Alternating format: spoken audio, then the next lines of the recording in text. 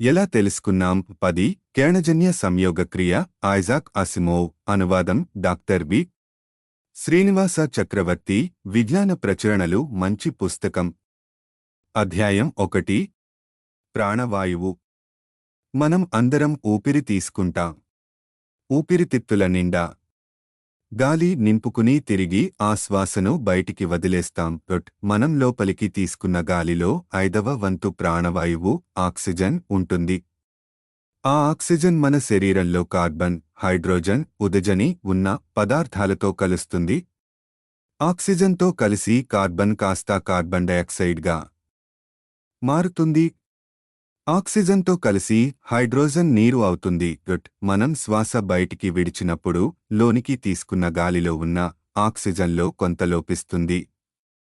ఆ ఆక్సిజన్కి బదులుగా కొంత ఆవిరిని బయటికి వదులుతాం. ఈ ప్రక్రియనే రెస్పిరేషన్, శ్వాస అంటారు. పదే పదే ఊపిరి తీసుకోవడం అన్న అర్థం గల లాటిన్ పదం నుండి రెస్పిరేషన్ వచ్చింది. మనం అనుక్షణ ఊపిరి తీసుకుంటూ ఉంటాం. మనుషులే కాదు, జంతువులు అలాగే చేస్తాయి. ఈ ఉచ్ఛ్వాస నిశ్వాసాలు భూమి మీద జంతువులు కొన్ని కోట్ల ఏళ్లుగా తీసుకుంటున్నాయి. మరి అటువంటప్పుడు వాతావరణంలో ఉన్న ఆక్సిజన్ అంతా ఈ పాటికి ఎందుకు హరించుకుపోలేదు? ఆక్సిజన్ స్థానంలో కార్బన్ డయాక్సైడ్, నీరు ఎందుకు నిండిపోలేదు? అలాగే శరీరంలో కార్బన్, హైడ్రోజన్లు ఉన్న పదార్థాల మాటేమిటి? మనం లోనికి తీసుకునే ఆక్సిజన్తో అవి కలిసిపోతూ ఉంటే అవి క్రమంగా ఎందుకు హరించుకుపోవు? శరీరంలోని కార్బన్, హైడ్రోజన్లని భర్తీ చెయ్యాలంటే ఆ పదార్థాలు ఉన్న ఆహారం తినాలి. మరి కార్బన్, హైడ్రోజన్ ఉన్న ఆహారం మనకు ఎక్కడ దొరుకుతుంది? మనం రకరకాల ఆకులు, పళ్ళు, కూరగాయలు తింటాం. మనం కోళ్లు, పశువులు, గొర్రెలు, పందులు మొదలైన జంతువుల మాంసం తింటాం. ఆ జంతువులు మళ్లీ శాకాహారం తింటాయి. చిట్టచివరికి కార్బన్, హైడ్రోజన్లు మొక్కల నుండే లభ్యం అవుతాయి. ప్రత్యక్షంగానో పరోక్షంగానో మొత్తం జంతులోకానికి మొక్కలే ఆహారం అవుతాయి. మరి మొక్కలకి కార్బన్, హైడ్రోజన్లు ఎక్కడ దొరుకుతాయి? అవి భోజనం చెయ్యవు కదా. మనకిప్పుడు 2 ముఖ్యమైన ప్రశ్నలు ఎదురవుతాయి. మన చుట్టూ ఉన్న గాలిని ఖాళీ చేసేకుండా మనం ఊపిరి ఎలా తీసుకోగలుగుతున్నాం? భూమి మీద ఆహార వనరులని హరించేయకుండా మనం ఎలా తిని మనగలుగుతున్నాం? గాలిమీద పరిశోధన కన్నా మొక్కల మీద పరిశోధన తేలిక. ఎందుకంటే అవి కంటికి కనిపిస్తాయి. అవి వపుగా ఎదగడం చూడొచ్చు. వాటిని మట్టిలో నాటి నీరు పోస్తే తప్ప పెరగవు. అంటే మట్టి, నీరు మొక్కలోని పదార్థంగా మారుతున్నాయన్నమాట.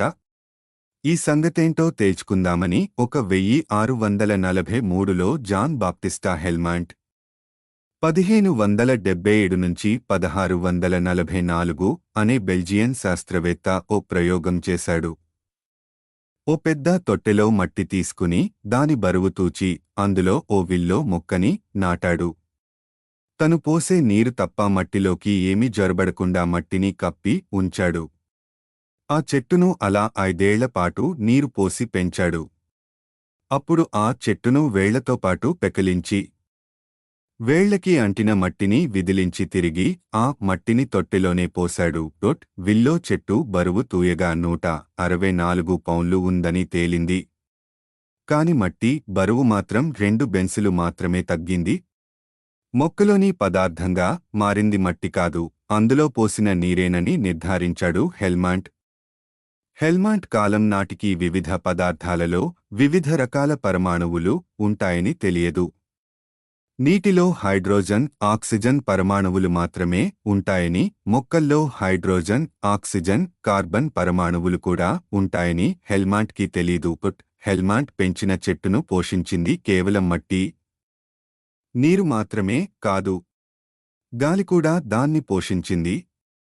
అయితే హెల్మాంట్ ఆ విషయాన్ని పరిగణనలోకి తీసుకోలేదు. అతడే కాదు, ఆ రోజుల్లో ఎవరూ ఆ విషయాన్ని పట్టించుకోలేదు.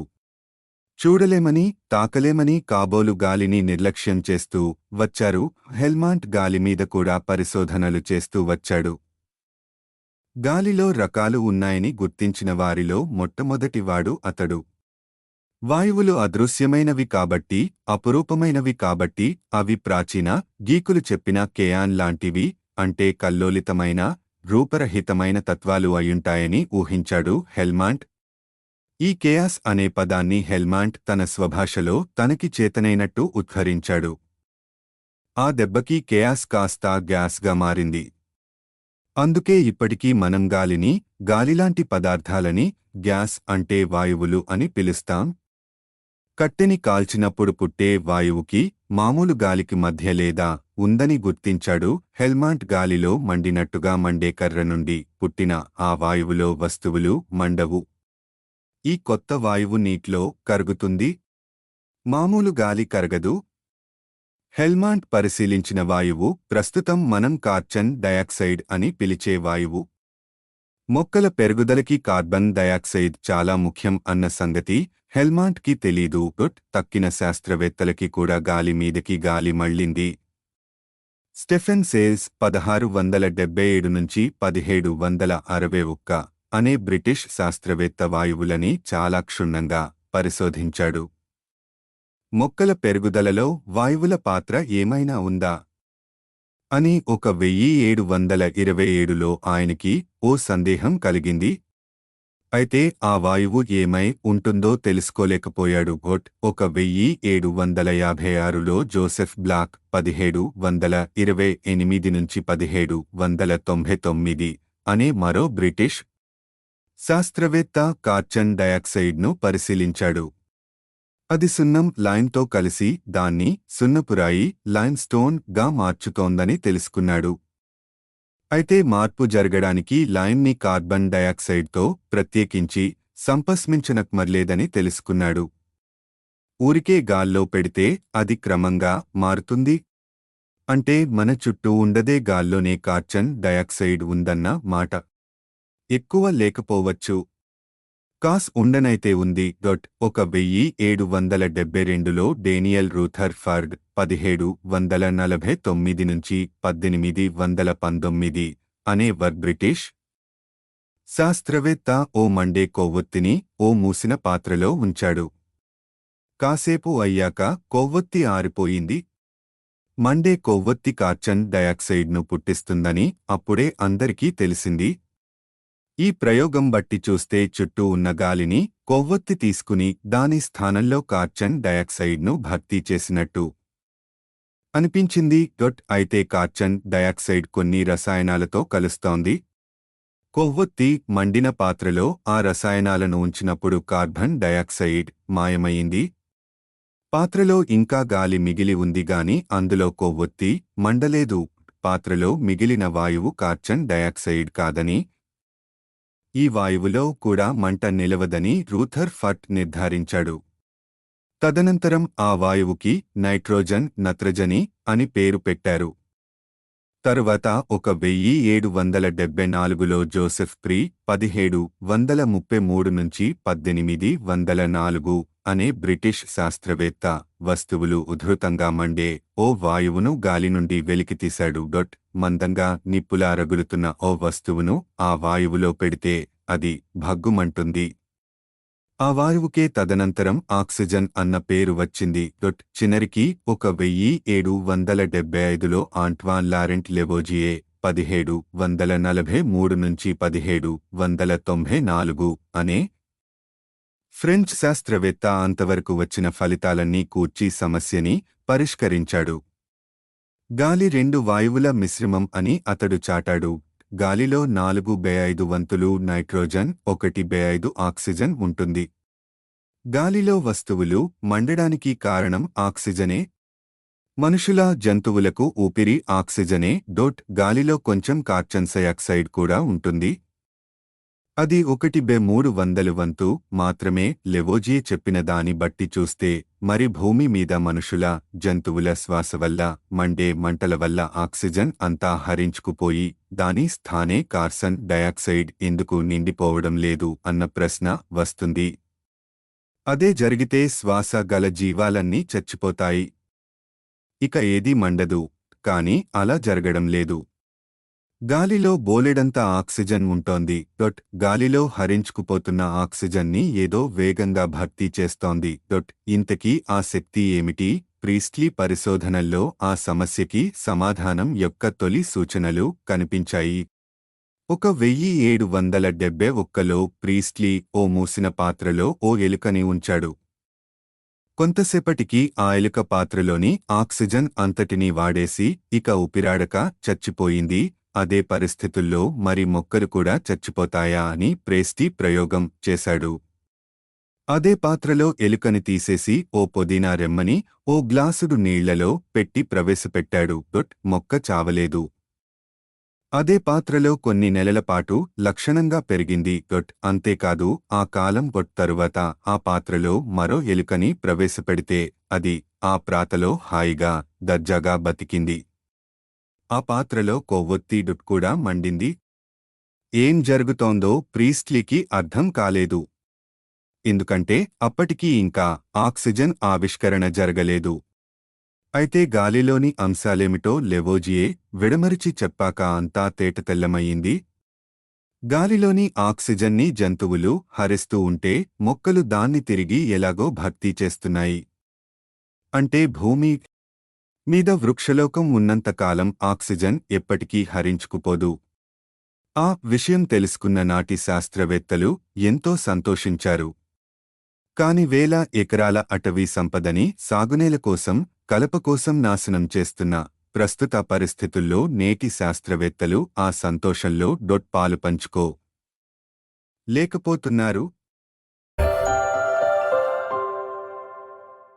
అధ్యాయం 2 కాంతి, కార్బోహైడ్రేట్లు.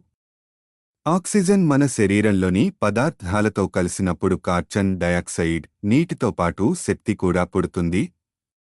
ఈ శక్తి లేదా ఎనర్జీ అనే ఇంగ్లీష్ పదం పని చేయగలది అన్న అర్థం గల గ్రీకు పదాల నుండి వచ్చింది. దేహ పదార్థాలకి ఆక్సిజన్కి మధ్య సంయోగంలో పుట్టే రసాయన శక్తి వల్లనే కదలడానికి, తదితర పనులు చేసుకోవడానికి మనకి వీలవుతోంది. ప్రీస్ట్లీ కాలంలో శాస్త్రవేత్తలకి ఈ శక్తి గురించి పెద్దగా తెలియదు. కాని తరువాత కాలంలో శక్తి గురించి చాలా విషయాలు తెలిసాయి. కార్బన్, హైడ్రోజన్ పరమాణువులతో ఆక్సిజన్ కలిసినప్పుడు కార్బన్ డయాక్సైడ్, నీరు శక్తి పుట్టిన పక్షంలో మరి దానికి వ్యతిరేక దిశలో చర్య జరిగితే ఏమవుతుంది? ఆక్సిజన్ మళ్లీ పుట్టి గాల్లోకి వెలువడుతుందా? శక్తి విషయంలో కూడా అలాగే జరుగుతుందని తరువాత శాస్త్రవేత్తలు తెలుసుకున్నారు.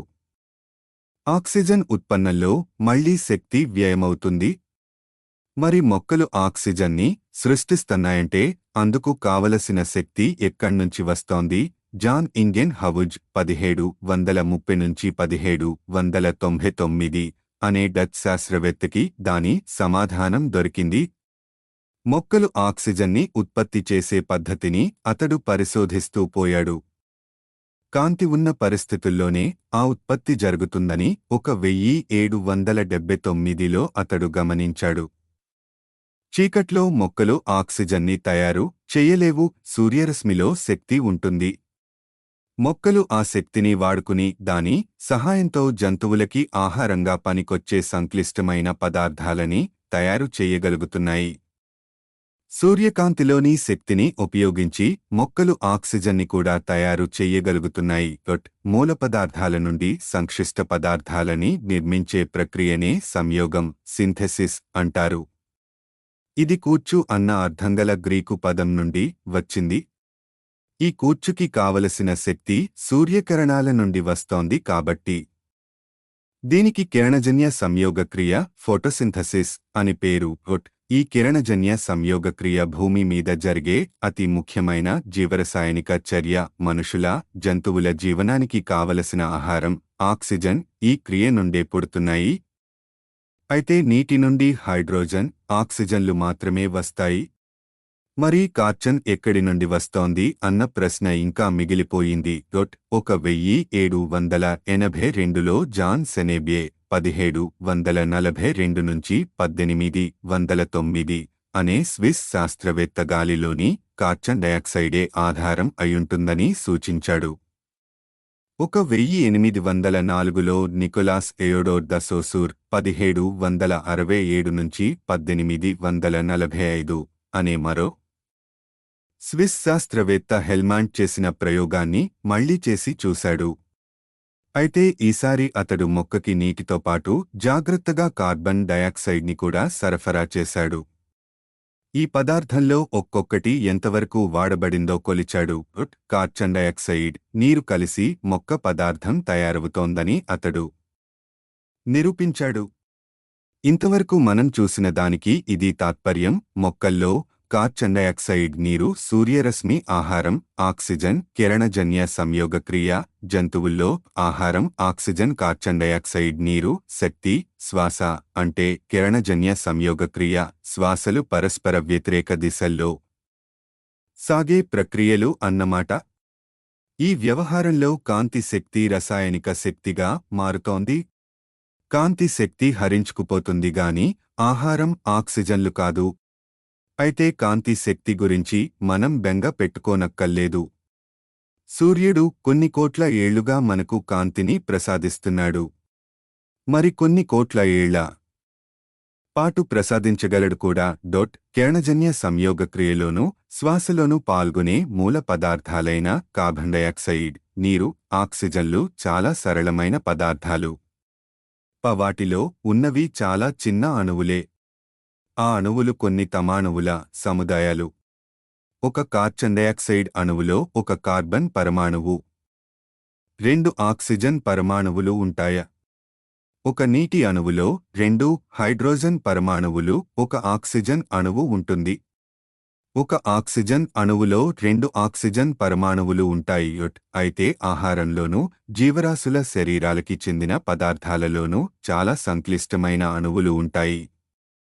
1815లో విలియం రౌట్ 1785 నుంచి 1850 అనే బ్రిటిష్ శాస్త్రవేత్త ఆహార పదార్థాలని 3 వర్గాలుగా విభజించాడు. నేడు మనం ఈ మూడింటిని కార్బోహైడ్రేట్లు, కొవ్వు, ప్రోటీన్లు, మాంసకృత్తులు అంటున్నాం. కార్బోహైడ్రేట్లలోనూ కొవ్వులోనూ పెద్ద పెద్ద అణువులు ఉంటాయి. ఈ అణువులలో కార్బన్, హైడ్రోజన్, ఆక్సిజన్ పరమాణువులు ఉంటాయి. ప్రోటీన్లు ప్రత్యేకించి చాలా పెద్ద అణువులు. వాటిలో కార్బన్, హైడ్రోజన్, ఆక్సిజన్ పరమాణువులే కాక నైట్రోజన్, గంధకం పరమాణువులు కూడా ఉంటాయి. అదపాదడపా ఇతర రకాల పరమాణువులు కూడా ఉంటాయి. ఈ 3 వర్గాలలోనూ మొక్కల్లో బాగా విరివిగా దొరికేవి కార్బోహైడ్రేట్లే. మొక్కలన్నిటిలోనూ సెల్యులోస్ ఉంటుంది. ఇది కలపలో ఉండే ఓ ముఖ్యమైన కార్బోహైడ్రేట్. సెల్యులోస్ దృఢంగా ఉండి మొక్కలకి అవతగా ఉంటుంది. మరో సర్వసామాన్యమైన కార్బోహైడ్రేట్ పిండి పదార్థం స్టార్చ్. ఇది మెత్తగా ఉండి తేలికగా జీర్ణమవుతుంది. మొక్కల్లో ఉండి అతి ముఖ్యమైన ఆహార పదార్థం ఇదే. మొక్కల్లో పుష్కలంగా కార్బోహైడ్రేట్ గాని ఉంటే దాంతో అవి సులభంగా కొవ్వు పదార్థం చేసుకోగలవు. ఆహారం యొక్క కేంద్రీకృత రూపమే కొవ్వు. కార్బోహైడ్రేట్ నుండి, నీటి నుండి లేదా మట్టి నుండి గ్రహించిన ఖనిజాల, మినరల్స్ నుండి మొక్క ప్రోటీన్లను తయారు చేసుకుంటుంది. మొక్కల్లో కార్బోహైడ్రేట్ ఎక్కువగా ఉంటుంది కాబట్టి ఈ కార్బోహైడ్రేట్ నుండి మొక్క కాంతిలేని పరిస్థితుల్లో కూడా కొవ్వును, ప్రోటీన్ను తయారు చేసుకోగలదు. కాబట్టి కిరణజన్య సంయోగక్రియ నుండి కార్బోహైడ్రేట్ పుడుతుందని ఊహించుకోవచ్చు. ఇక తక్కినవి కార్బోహైడ్రేట్ల నుండి జంతువుల్లో లాగానే మొక్కల్లో కూడా సామాన్య రసాయనిక చర్యల ద్వారానే ఉత్పన్న మౌతాయి. ఈ సత్యాన్ని నిరూపించినవాడు జూలియస్ వాన్ సాక్స్ 1832 నుంచి 1897 అనే జర్మన్ శాస్త్రవేత్త. మొక్కలు కూడా జంతువులలాగానే చీకట్లో తమలోని పదార్థాన్ని ఆక్సిజన్తో కలిపి కార్బన్ డయాక్సైడ్ను, నీటిని, రసాయనిక శక్తిని తయారు చేస్తాయని 1868లో అతడు ఆవిష్కరించాడు. పగటపూట కిరణజన్య సంయోగక్రియ వల్ల మొక్క ఆహారాన్ని తయారు చేస్తుంది, ఆక్సిజన్ని ఉత్పన్నం చేస్తుంది. అందుకే జంతువులకి ఊపిరి పీల్చుకోవడానికి కావలసినంత ఆక్సిజన్ ఎప్పుడూ ఉంటుంది. 1872లో సాక్స్ ఒక మొక్కని చీకట్లో మరీ ఎక్కువసేపు ఉంచి చూశాడు. మొక్కలోని పదార్థం మొత్తం ఆక్సిజన్తో కలిస్తే ఏం జరుగుతుందో చూడాలని అతడి ఉద్దేశం. చీకట్లో చాలా సమయం ఉన్న మొక్క కిరణజన్య సంయోగ క్రియ ద్వారా మరింత ఆహారాన్ని తయారు చేసుకోవడానికి సిద్ధంగా ఉంది. అప్పుడు సాక్స్ మొక్కని ఎండలో పెట్టాడు. అయితే ఆ మొక్కల్లో కొన్ని ఆకుల మీద మాత్రం వెలుగు పడకుండా నల్లని కాగితంతో కప్పాడు. ఇక్కడ ఒక విషయం మనవి చేసుకోవాలి. పిండి పదార్థాన్ని అయోడిన్తో కలిపినప్పుడు ఓ నల్లని పదార్థం తయారవుతుంది. ఆకుల మీద కాసేపు ఎండ పదనిచ్చి సాక్స్ ఆకులకి అంటించిన నల్ల కాగితాలు తీసేసి ఆ ఆకుల మీద అయోడిన్ పొగలని పోనిచ్చాడు. ఎండలో ఉన్న ఆకు భాగాలు క్షణంలో నల్లగా కమిలిపోయాయి. కిరణజన్య సంయోగక్రియ వల్ల వేగంగా తయారైన పిండి పదార్థంతో ఆ ఆకు భాగాలు నిండి ఉన్నాయి. కాగితంతో కప్పబడ్డ ఆకు భాగాలు నల్లబడలేదు. అక్కడ పిండి పదార్థం లేదన్నమాట. కిరణజన్య సంయోగక్రియ వల్ల కార్బోహైడ్రేట్లు తయారైన మొదట తయారయ్యింది పిండి పదార్థం కాకపోవచ్చు. పిండి పదార్థంలోని అణువులు చాలా పెద్దవని, అవి వందలాది చిన్న అణువుల మాలికలని మామూలుగా భావిస్తారు. అంతేకాక పిండి పదార్థాన్ని ఆ మాలికలలోని విడి భాగాలుగా బద్దలు కొట్టడం కూడా తేలికే. పిండి పదార్థం అణువులలోని విడిభాగాలే చక్కెరలు, షుగర్స్. పిండి పదార్థపు అణుమాలికలలోని ఒక ఏకైక విడిభాగమే అతి సామాన్యమైన చక్కెర జాతి, అదే గ్లూకోస్. పిండి పదార్థంలో కన్నా పొడవైన అణుమాలికలున్న పదార్థం సెల్యులోస్. ఈ సెల్యులోస్లో కూడా మూల అణువు గ్లూకోసే. తేడా ఏంటంటే ఇక్కడ గ్లూకోస్ అణువుల మధ్య బంధాలు కొంచెం వేరుగా ఉంటాయి. పిండి పదార్థం లోని బంధాలని తేలికగా తెంచవచ్చు. శరీరంలో ఇలా జరిగినప్పుడే పిండి పదార్థం అరిగిపోయింది అంటాం. సెల్యులోస్లో అణువుల మధ్య బంధాలు ఇంకా బలంగా ఉంటాయి. వాటిని భేదించడం ఇంకా కష్టం. కొన్ని ప్రత్యేక ఏకకణ జీవులలో మాత్రమే సెల్యులోస్ అరుగుతుంది. అలాంటి ఏకకణ జీవులు చెదపురుగుల పేగుల్లో బతుకుతుంటాయి. అందువల్లనే చెక్క తిని చెదలు చక్కా బతుకుతాయి. కార్బోహైడ్రేట్లు, కొవ్వు, ప్రోటీన్లు ఈ మూడింటి నుండి జంతువుల్లో, మనుషుల్లో రసాయనిక శక్తి ఉత్పన్నం అవుతుంది. ప్రతి సందర్భంలోనూ పదార్థాన్ని విచ్ఛిన్నం చేసి గ్లూకోస్గా మార్చాల్సిన అవసరం ఉంటుంది. ఆ గ్లూకోస్ రక్త ప్రవాహంలోకి ప్రవేశించి వివిధ దేహాంగాలకి ప్రసారమవుతుంది. రసాయనిక శక్తికి కావలసిన ఏకైక అతి ముఖ్యమైన పదార్థం గ్లూకోస్. కాబట్టి కిరణజన్య సంయోగక్రియలో తయారయ్యేది గ్లూకోసేనని భావించడం సబబుగా అనిపిస్తోంది. గ్లూకోస్ అణువులని కలిపి పిండి పదార్థంగానూ, ఆ పిండి పదార్థాన్ని అవసరమైతే ఇంకా సెల్యులోస్గానూ మొక్క మార్చుకోగలదు, లేదా కొవ్వుగా కేంద్రీకరించుకోగలదు. దానికి ఖనిజాలు జోడించి ప్రోటీన్లు తయారు చేసుకోగలదు. గ్లూకోస్ మధ్యతరగతి పరిమాణం గల అణువు. అందులో 6 కార్బన్ పరమాణువులు, 12 హైడ్రోజన్ పరమాణువులు, 6 ఆక్సిజన్ పరమాణువులు ఉంటాయి. అయితే కిరణజన్య సంయోగక్రియలో పుట్టే మొట్టమొదటి పదార్థం ఇది కాదు. అదెలాగో చూద్దాం. అధ్యాయం 3 పత్రహరితం. ఇప్పుడు మరో ప్రశ్న పుడుతుంది. ఇంకా మరెన్నో ప్రశ్నలు కూడా ఉన్నాయి. శాస్త్రవేత్తలు ఎంతగా తలలు బాదుకుంటే అంతగా కొత్త ప్రశ్నలు తలెత్తుతూ ఉంటాయి. అదే విజ్ఞాన శాస్త్రంలో మొక్కలో కిరణజన్య సంయోగక్రియ జరుగుతుంది కాని జంతువుల్లో ఎందుకు జరగదో? జంతువుల్లో లేనిదేదో మొక్కలో ఉండి ఉండాలి. మొక్కలకి జంతువులకి రంగులో తేడా ఉంది కదూ.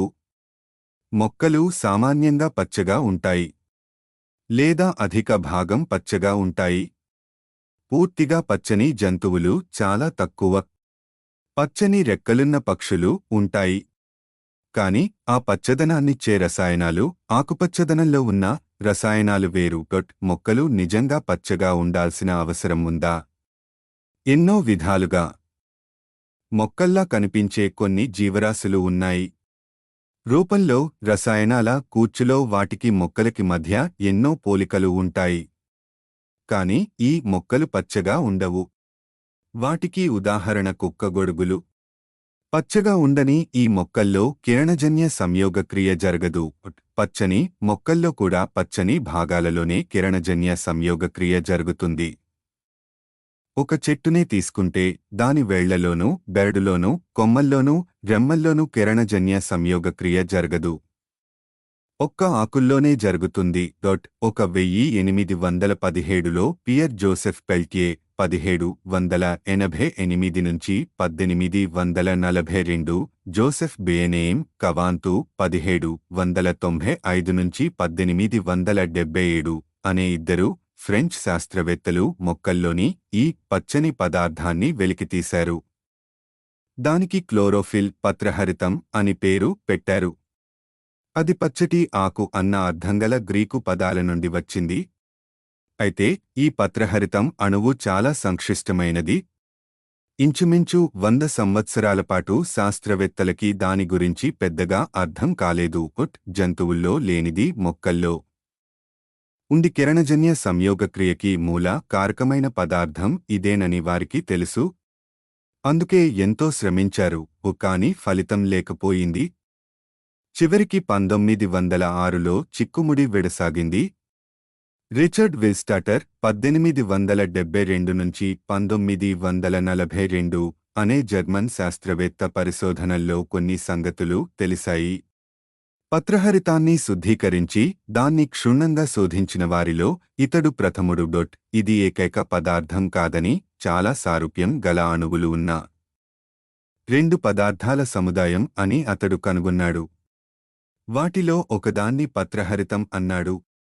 మొక్కల్లోని పత్రహరితంలో 3/4 ఇదే ఉంటుంది. ఇక 4వ వంతు పదార్థాన్ని పత్రహరితం బి అన్నాడు.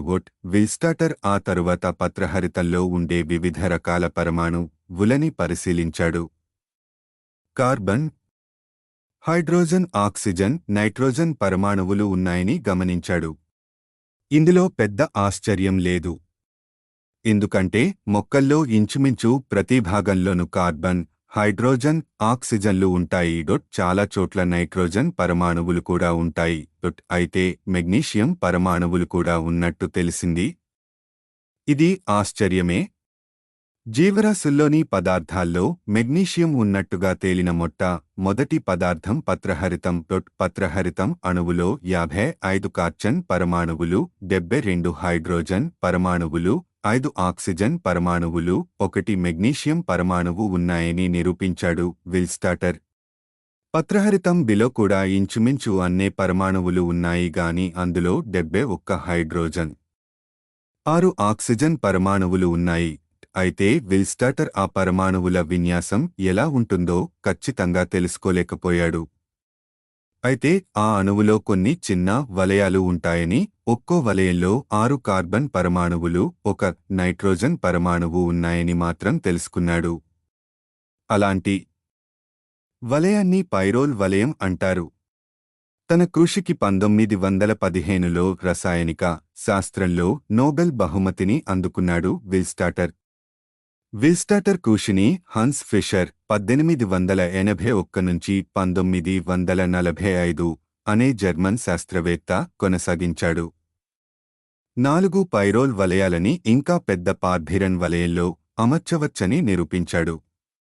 పార్చిరిన్ వలయం నడిమధ్యలో ఓ ఇనుము పరమాణువుని ఉంచి వలయపుటంచులకి మరికొన్ని పరమాణు మాలికలను తగిలిస్తే హీమ్ అనే ఓ పదార్థం యొక్క విన్యాసం వస్తుందని సూచించాడు. నెత్తుటికి ఎర్రదనాన్ని ఆపాదించే పదార్థమే ఈ హీమ్. ఈ ఆవిష్కారాన్ని అతడు 1930లో చేశాడు. అదే సంవత్సరం అతడికి రసాయనిక శాస్త్రంలో నోబెల్ బహుమతి వచ్చింది. తరువాత పత్రహరితానికి హీమ్కి మధ్య పోలికలు ఉన్నాయని తెలిసింది. క్లోరోఫిల్లోని పార్థిరిన్ వలయ కేంద్రంలో ఇనుము బదులు మెగ్నీషియం ఉంది. అంతేకాక పత్రహరితంలో వలయం అంచుకు తగిలించి ఉన్న పరమాణువులకి, హీమ్లో అదే చోట ఉండే పరమాణువులకి మధ్య తేడా ఉంది. క్లోరోఫిల్లో ఉండేవి మరింత సంక్లిష్టమైనవి. ఈ వివరాలన్నీ విపులంగా తేల్చి చూపించాడు ఫిషర్. 1960లో రాబర్ట్ బర్న్స్ వుడ్వర్డ్ 1917 నుంచి 1979 అనే అమెరికన్ శాస్త్రవేత్త కృషి వల్ల చిట్టచివరి నిదర్శనం దొరికింది. ఫిషర్ ఊహించిన విధంగా ఆయా పరమాణువులని ఆయా విన్యాసంలో కృత్రిమంగా కూర్చాడు వుడ్వర్డ్. అలా కూర్చగా తయారైన పదార్థం అచ్చం పచ్చని మొక్కల నుండి వచ్చిన క్లోరోఫిల్ లాగానే కనిపించింది, పనిచేసింది కూడా. అంటే ఫిషర్ ఊహించిన అణు విన్యాసం అక్షరాలా నిజం అన్నమాట. ఈ కృషికి 1965లో వుడ్వర్డ్కి రసాయనిక శాస్త్రంలో నోబెల్ బహుమతి ఇచ్చారు. పచ్చని మొక్కల నుండి క్లోరోఫిల్ని వెలికి తీయగలిగారు కాబట్టి ఇక శాస్త్రవేత్తలు ఆ పదార్థాన్ని ఉపయోగించి కృత్రిమంగా కిరణజన్య సంయోగ క్రియని సాధించగలరని అనుకుంటున్నారేమో. ఉదాహరణకి క్లోరోఫిల్ని నీటిలో కలిపి అందులో కార్బన్ డయాక్సైడ్ వాయు బుడగలని ప్రవేశపెట్టారని అనుకుందాం. క్లోరోఫిల్ సమక్షంలో కార్బన్ డయాక్సైడ్ నీటితో కలిసినప్పుడు గ్లూకోజ్ పిండి పదార్థం తయారవ్వాలిగా. న్యాయంగా అయితే తయారవ్వాలేమో గాని అవ్వదు. మొక్కలో ఉండగా క్లోరోఫిల్ చక్కగా పనిచేస్తుంది కాని మొక్కలోంచి వెలికి తీస్తే కిక్కురు మనదు. ఎందుకలా? ఎందుకంటే మొక్కలో సంక్లిష్టమైన జీవరసాయన వ్యవస్థలో క్లోరోఫిల్ ఓ భాగం మాత్రమే. ఈ ఫలితాలన్నీ సాధించేది ఆ వ్యవస్థే. ఒంటరి క్లోరోఫిల్ కాదు. మొక్కలే కాక జంతువులు కూడా పూర్తిగా కణాలతో నిర్మించబడి ఉంటాయి. ఈ కణాల సగటు పరిమాణం 1/750 అంగుళం ఉంటుంది. కొన్ని అతి సూక్ష్మమైన జంతువులలోనూ మొక్కల్లోనూ కూడా ఒకే కణం ఉంటుంది. వీటిని సూక్ష్మదర్శిని మైక్రోస్కోప్ లో మాత్రమే చూడగలం. పెద్ద పెద్ద మొక్కల్లోనూ జంతువుల్లోనూ కూడా ఇంత చిన్న కణాలేగాని అలాంటివి కోకొల్లలు ఉంటాయి. మనిషిలో 50 ట్రిలియన్ 50,000,000,000,000,000,000 కణాలు ఉంటాయి. కణం ఎంత చిన్నదైనా అది అంతరంగ విన్యాసం లేని జీవపదార్థపు ముద్ద కాదు. కణంలో కణాంగాలు ఆర్గానేల్స్ అని ఇంకా చిన్న అంతర్విభాగాలు ఉంటాయి. ఉదాహరణకి ఒక్కొక్క కణంలో కేంద్రకం న్యూక్లియస్ ఉంటుంది. అందులో క్రోమోజోమ్లు అనే చిన్న చిన్న అంశాలు ఉంటాయి. కణం రెండుగా విడిపోయే ప్రక్రియని ఈ క్రోమోజోమ్లు నిర్దేశిస్తాయి. అలా విభజించబడ్డ కణం నుండి ఏ లక్షణాలు దాని నుండి పుట్టిన శిశు కణాలకి సంక్రమిస్తాయో అదే విధంగా తల్లిదండ్రుల నుండి బిడ్డలకి ఏ లక్షణాలు వారసత్వంగా వస్తాయో కూడా ఈ క్రోమోజోమ్ల నిర్దేశిస్తాయి. 1898లో కాస్ బెండా అనే జర్మన్ శాస్త్రవేత్త కణంలో కేంద్రకం బయట మైటోకాండ్రియా అనే చిన్న చిన్న వస్తువులు ఉన్నాయని కనుక్కున్నాడు. దీనికి ఏకవచనాన్ని మైటోకాండ్రియాన్ అంటారు. శ్వాసకి కారణం ఈ మైటోకాండ్రియాలేనని క్రమేపీ అర్థం అయ్యింది. ఆక్సిజన్ని గ్లూకోజ్ని కలిపి రసాయనిక శక్తిగా మార్చగలిగే ప్రతి కణంలోనూ మైటోకాండ్రియా ఉంటాయి. ఆ కలయిక మైటోకాండ్రియాలోనే జరుగుతుంది. ఓ సగటు మైటోకాండ్రియాన్ అతి సూక్ష్మమైన అమెరికన్ ఫుట్బాల్లా ఉంటుంది. దాని పొడవు 1/1000 అంగుళాలు, వెడల్పు 1/25,000 అంగుళాలు ఉంటుంది. ఒక కణంలో వందల నుండి వేల వరకు ఈ వస్తువులు ఉంటాయి.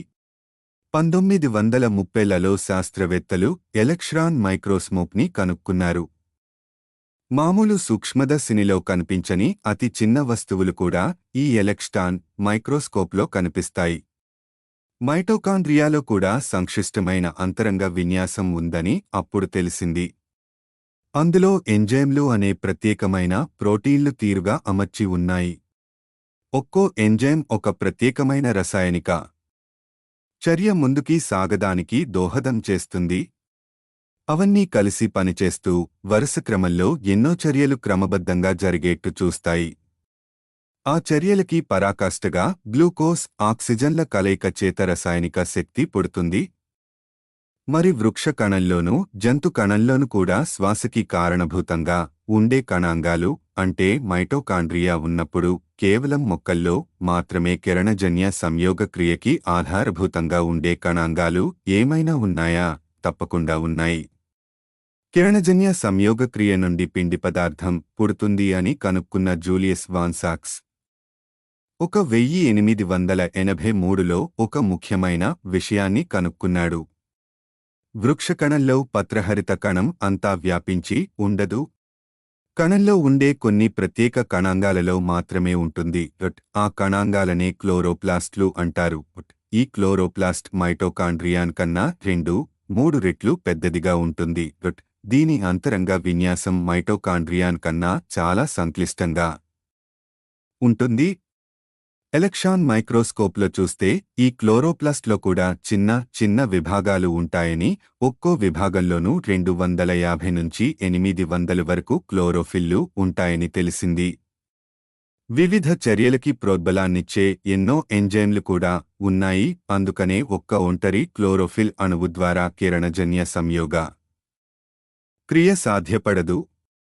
అది వ్యవస్థలో ఒక భాగంగా పనిచెయ్యాలి. ఎంజైమ్ల అవసరం కూడా ఎంతో ఉంది. కణాన్ని విచ్ఛిన్నం చేసి అందులో చెక్కుచెదరకుండా ఉండే మైటోకాండ్రియాని సునాయాసంగా వెలికితీయవచ్చు. కాని క్లోరోప్లాస్ట్లు ఇంకా పెద్దవి, సంక్లిష్టమైనవి కాబట్టి పెళుసుగా ఉంటాయి. అందుకే వృక్షకణం విచ్ఛిన్నం అయితే క్లోరోప్లాస్ట్లు కూడా పగిలిపోతాయి. పగిలిన ముక్కల వల్ల కిరణజన్య సంయోగ క్రియ జరగదు. 1954లో డేనియల్ ఐ.ఆర్నన్ 1910 నుంచి 1994 అనే పోలిష్ అమెరికన్ శాస్త్రవేత్త వృక్షకణాన్ని ఎంతో సున్నితంగా పగలగొట్టి అందులోంచి చెక్కుచెదరని క్లోరోప్లాస్ట్ని బయటికి తీయగలిగాడు. ఈ క్లోరోప్లాస్ట్లు కిరణజన్య సంయోగ క్రియ చెయ్యగలుగుతాయి. అధ్యాయం 4 మధ్యంతర పదార్థాలు. అసలు మైటోకాండ్రియా, క్లోరోప్లాస్టులు అంత క్లిష్టంగా ఎందుకుండాలి? మైటోకాండ్రియా ఊరికే అలా గ్లూకోస్ని, ఆక్సిజన్ని కలిపి కార్బన్ డయాక్సైడ్ని, నీటిని ఎందుకు తయారు చెయ్యలేదు? అదేవిధంగా క్లోరోప్లాస్టులు కార్బన్ డయాక్సైడ్ని, నీటిని కలిపి ఆక్సిజన్ని, గ్లూకోస్ని ఎందుకు తయారు చెయ్యలేవు? పని అంత తేలికగా జరిగిపోతే జీవితం హాయిగా ఉండేది కదా. ఇక్కడ ఒక విషయం గుర్తుంచుకోవాలి. గ్లూకోస్ని ఒక్కసారిగా ఆక్సిజన్తో కలిపితే ఒక్క ఉదుటన అత్యధిక శక్తి ఉత్పన్నం అవుతుంది. అంత శక్తిని కణాలు తట్టుకోలేవు. అదేవిధంగా కార్బన్ డయాక్సైడ్ని, నీటిని కూడా ఒకేసారి కలిపితే ఒక్కసారిగా చాలా శక్తి అవసరమవుతుంది. అంత శక్తిని కణాలు సరఫరా చెయ్యలేవు. అలా కాకుండా 2 సందర్భాలలోనూ చర్య అంచెలంచెలుగా జరుగుతుంది. ఒక చిన్న చర్య, అది జరిగాక మరో చిన్న చర్య, ఇలా చిన్న చిన్న అడుగులలో చర్య జరుగుతుంది. శక్తి కూడా కొద్ది కొద్దిగా ఉత్పన్నం అవుతుంటుంది లేదా కొద్ది కొద్దిగా వ్యయం అవుతుంటుంది. చర్య ఏ దిశలో జరిగినా చిన్న చిన్న అడుగులలో జరుగుతుంటుంది కాబట్టి కణాలు తట్టుకోగలుగుతాయి. అంటే ఈ చిట్టి చిట్టి చర్యలన్నిటినీ కుదురుగా నియంత్రించాలన్నమాట. ఏ చర్య అయినా కూడా మరీ వేగంగా సాగకూడదు, అలాగని మరీ మందంగా కూడా నడవకూడదు. అయితే ప్రతి చర్యని దానికి సంబంధించిన ఎంజైమ్ నియంత్రిస్తూ ఉండాలి. అలా జరగాలంటే మైటోకాండ్రియా, క్లోరోప్లాస్ట్ల అంతరంగ విన్యాసం తీరుగా నిర్వహింపబడాలి. ఈ చిన్న చిన్న చర్యలు వరుస క్రమంలో జరిగినప్పుడు గ్లూకోజ్ ఒక కొసలో, కార్బన్ డయాక్సైడ్, నీరు మరో కొసలో ఉండగా మార్గమధ్యంలో ఎన్నో మధ్యంతర అణువులు తయారవుతాయి.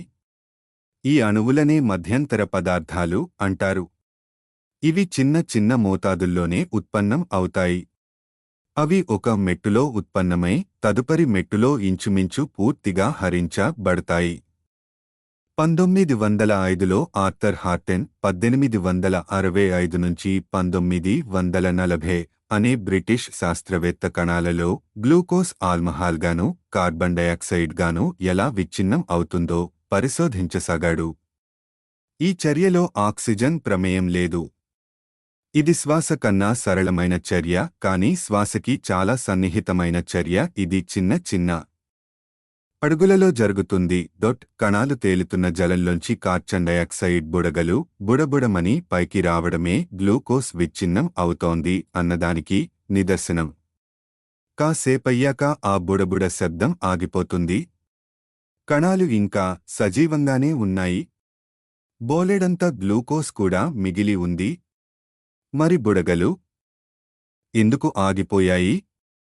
గ్లూకోన్ విచ్ఛిన్నం కావడానికి అవనరమైనదేదో హరించుకు పోయుంటుందని ఊహించాడు హార్డెన్. ఆ మిశ్రమానికి వివిధ పదార్థాలు కలుపుతూ ఏం జరుగుతోందో పరిశీలిస్తూ వచ్చాడు. అలా ప్రయత్నిస్తూ పోతుండగా ఫాస్ఫేట్ అనే ఓ పదార్థాన్ని కలిపినప్పుడు బుడగులు మళ్లీ ప్రారంభం కావడం చూసి ఆశ్చర్యపోయాడు. ఫాస్నెస్ ఫేట్లలో భాస్వరం అనే మూలకానికి చెందిన పరమాణువులు ఉంటాయి. అంతవరకు భాస్వరానికి గ్లూకోస్ విచ్ఛిన్నం కావడానికి మధ్య సంబంధం ఉందని ఎవరూ అనుకోలేదు. గ్లూకోస్ మిశ్రమంలో భాస్వరం పరమాణువులు గల పదార్థం ఏదైనా ఉందేమో పరిశీలించాడు హార్టెన్. ఆ చర్యలో గ్లూకోస్ దానికి చాలా దగ్గర సంబంధం గల ఫ్రక్టోస్ అనే మరో చక్కెరగా మారిందని కనుక్కున్నాడు హార్డెన్. ఫ్రక్టోస్ అణువులకి 2 ఫాస్ఫేట్ బృందాలు జతచేయబడ్డాయి. అలా తయారైన సంయోగాన్నే ఫ్రక్టోస్ డైఫాస్ఫేట్ అంటారు. గ్లూకోస్ విచ్ఛిన్నం అయినప్పుడు పుట్టే మొట్టమొదటి మధ్యంతర పదార్థం ఇదే. ఆ ఆవిష్కరణ చేసినందుకుగాను 1929లో హార్టెన్కి రసాయనిక శాస్త్రంలో నోబెల్ బహుమతి వచ్చింది. తదనంతరం ఎన్నో ముఖ్యమైన మధ్యంతర పదార్థాలు కనుక్కున్నారు. మెల్లమెల్లగా గ్లూకోస్, ఆక్సిజన్లతో మొదలుపెట్టి కార్బన్ డయాక్సైడ్, నీరు దాకా సాగే బారైన మెట్ల వరుసలో ఒక్కో మెట్టునే పరిశోధించి విశదపరుస్తూ వచ్చారు. ఎన్నో మధ్యంతర పదార్థాలకి ఫాస్ఫేట్ బృందాలు తగిలించి ఉండడం గమనించారు. ఒక అణువు నుండి మరో అణువుకి వీలుగా చిన్న చిన్న మోతాదుల్లో శక్తిని చేరవేయడానికి ఈ ఫాస్ఫేట్ బృందాలు చాలా ఉపయోగకరంగా ఉన్నాయని తెలుసుకున్నారు. ఫాస్ఫేట్ మధ్యంతర పదార్థాలు లేకుండా గ్లూకోస్ని విచ్ఛిన్నం చేయడం 1000 రూపాయల నోటు దొరకడం లాంటిది. అది పెద్ద మొత్తమే కాని ఎన్నో దైనిక సందర్భాలలో ఉపయోగపడకపోవచ్చు. దాంతో ఒక చాకెట్టు కొనుక్కోవాలన్నా, సిటీ బస్సు ఎక్కాలన్నా, కిరాణా కొట్లో పచార్లు కొనుక్కోవాలన్నా అవతలి వారి వద్ద చిల్లర ఉండే ఆస్కారం తక్కువ కాబట్టి పని జరగదు. అలా కాకుండా ఆ 1000 రూపాయల నోటుని బ్యాంకుకి వెళ్లి 100లు, 50లు, 10లు, 5లు ఇలా చిల్లరగా మార్చుకుని వస్తే దాంతో ఎన్నో చేసుకోవచ్చు. అలాంటి చిల్లర ఉంటే ఎన్నో చోట్ల పని జరుగుతుంది. మధ్యంతర పదార్థాల మూలంగా కణాలకి చిన్న చిన్న మోతాదుల్లో శక్తి అందుతుంది. ఆ శక్తిని శరీరం తేలికగా వాడుకోగలదు. వీటిలో అడెనోసిన్ డైఫాస్ఫేట్ ఏటీపీ అనే ఫాస్ఫేట్ చాలా ఉపయోగకరమైనది. శరీరంలో శక్తి అవసరమైన ప్రతి సందర్భంలోనూ ఇంచుమించు ఈ ఏటీపీయే వాడబడుతోంది. కిరణజన్య సంయోగక్రియలోని మెట్ల కన్నా శ్వాసలోని మెట్లని విశదీకరించడం సులభమయ్యింది. శ్వాస అంచెలంచెలుగా సాగేట్టు చేయడం తేలిక కాబట్టి దాన్ని విపులంగా, వివరంగా చిన్న చిన్న మెట్లలో పరిశోధించవచ్చు. తరువాత పెద్ద సమస్యలోని చిరు సమస్యలన్నిటినీ కలిపి ఒకసారి చూడొచ్చు. అలా కాకుండా కిరణజన్య సంయోగక్రియ చాలా సంక్లిష్టమైనది. అది చెక్కుచెదరని క్లోరోప్లాస్టు ఉన్నప్పుడే జరుగుతుంది. కాబట్టి అందులోని మెట్లని విశదీకరించడం కష్టం. మరో చిక్కు ఏమిటంటే శాస్త్రవేత్తలు ఈ అంశంలో తప్పుడు దారిలో పడ్డారు. కొంతవరకు వాదన సబబుగానే సాగింది. ఆక్సిజన్ని ఉచ్ఛ్వసించి కార్బన్ డయాక్సైడ్ని నిశ్వసించినప్పుడు ఆ ఆక్సిజన్ శరీరంలోని కార్బన్తో కలిసి కార్బన్ డయాక్సైడ్గా మారాల్సిందే. అందులో సందేహం లేదు. అలాగే ఆ ఆక్సిజన్ శరీరంలోని హైడ్రోజన్తో కలిసి నీరుగా మారుతుంది. ఇది నిజమే. కాని శాస్త్రవేత్తలు ఎందుకో నీటికి ఎక్కువ ప్రాధాన్యత ఇవ్వలేదు. జీవరాశుల బరువులో ఇంచుమించు 2/3 వంతు నీరే ఉంటుంది. శ్వాసలో నీరు, ఆవిరి కాస్త అటు ఇటుగా ఉన్న తేడా ఏముందిలే అనుకున్నారు. అందుకే అందరూ కార్బన్ డయాక్సైడ్కే ప్రాధాన్యత ఇస్తూ వచ్చారు. శ్వాసలో ఆక్సిజన్, కార్బన్లు కలిసి కార్బన్ డయాక్సైడ్ తయారవుతోంది. కాబట్టి కిరణజన్య సంయోగక్రియలో ఇందుకు వ్యతిరేకంగా చర్య జరగాలి. కిరణజన్య సంయోగక్రియలో కార్బన్ డయాక్సైడ్ ఒక కార్బన్ పరమాణువుగాను 2 ఆక్సిజన్ పరమాణువులుగాను విడిపోవాలి. 2 ఆక్సిజన్ పరమాణువులు కలిసి ఒక ఆక్సిజన్ అణువుగా మారాలి. ఆ ఆక్సిజన్ అణువులు గాల్లోకి వెలువడాలి. 6 కార్బన్ అణువులు నీటితో కలిసి గ్లూకోజ్ తయారవ్వాలి. 1937 దాకా కూడా శాస్త్రవేత్తలంతా ఇంచుమించు ఇలాగే భావిస్తూ వచ్చారు. కాని ఆ ఏడాది బ్రిటిష్ శాస్త్రవేత్త రాబర్ట్ హిల్ చెట్ల ఆకుల నుండి పత్రహరితాలని వెలికితీశాడు. కాని ఆ ప్రయత్నంలో పత్రహరితాలు చితికిపోయి కిరణజన్య సంయోగ క్రియ జరగలేదు. పత్రహరితాలలో ఏదో లోపించి ఉంటుంది కాబట్టి ఆ లోపాన్ని భర్తీ చెయ్యడానికి రకరకాల పదార్థాలు కలుపుతూ వచ్చాడు. ఇనుము ఉన్న కొన్ని ప్రత్యేక అణువులు శ్వాసలో చాలా ముఖ్యమైన పాత్ర వహిస్తాయి. కాబట్టి కిరణజన్య సంయోగ క్రియలో కూడా అవి ముఖ్యం అని అనుకున్నాడు హిల్. అందుకని ఇనుము గల చిన్న చిన్న అణువులని తన పత్రహరిత మిశ్రమానికి కలిపి చూశాడు. అలా చెయ్యగానే పత్రహరితాలు అచ్చం కిరణజన్య సంయోగ క్రియ జరుగుతున్నట్టుగానే ఆక్సిజన్ తయారు చేయడం మొదలెట్టాయి. అలా పుట్టిన ఆక్సిజన్ విచ్ఛిన్నం అయిన కార్బన్ డయాక్సైడ్ అణువుల నుండి వచ్చి ఉన్నట్లయితే ఆ మిగిలిన కార్బన్ నీటితో కలిసి గ్లూకోస్గాను ఆ తరువాత పిండి పదార్థంగాను మారి ఉండాలి. కాని అలాంటిదేం జరగలేదు. గ్లూకోస్ గాని పిండి పదార్థం గాని పుట్టలేదు. ఒక్క ఆక్సిజన్ మాత్రమే పుట్టింది. అంటే ఆక్సిజన్ కార్బన్ డయాక్సైడ్ యొక్క విచ్ఛిన్నం మూలంగా కాక నీటి అణువుల విచ్ఛిన్నం కారణంగా పుట్టిందని అర్థం చేసుకోవాలి. మరి నీటి అణువులు విచ్ఛిన్నం అయినట్లయితే ఇంకేమీ జరక్కపోతే గ్లూకోస్ పిండి పదార్థం తయారు కావడానికి ఇక కార్బన్ పరమాణువులే ఉండవు. అసలు ఏ అణువుల నుండి ఆక్సిజన్ వస్తోందో కనుక్కోవడం ఎలా? ఎక్కడ్నుంచి వచ్చినా ఆక్సిజన్ ఆక్సిజనే. అది ఏ అణువు నుండి వచ్చిందో దాని ముఖం చూసి చెప్పగలమా? ముఖం చూసి చెప్పలేకపోయినా ఇంచుమించు అలాంటిది చెయ్యడానికే ఓ పన్నాగం ఉంది. ఒక మూలకం యొక్క పరమాణువులు అన్నీ ఒకే తీరులో ఉండవని 1912 నాటికే తెలిసిపోయింది. రసాయనికంగా ఒకే విధంగా ప్రవర్తించిన వాటి భారాల్లో తేడాలు ఉంటాయి. ఉదాహరణకి 1929లో విలియం ఫ్రాన్సిస్ జియోక్ 1895 నుంచి 1982 అనే అమెరికాన్ శాస్త్రవేత్త అధిక శాతం ఆక్సిజన్ పరమాణువులు ఒకే జాతికి చెందినవని కనుక్కున్నాడు. అదే ఆక్సిజన్ 16 అనే జాతి. కాని మరి కాస్త బరువైన ఆక్సిజన్ పరమాణువులు కూడా ఉన్నాయి. అవే ఆక్సిజన్ 18. కాలక్రమేణా ఈ రెండు ఆక్సిజన్ జాతులని ఎలా వేరుచెయ్యాలో తెలుసుకున్నారు శాస్త్రవేత్తలు.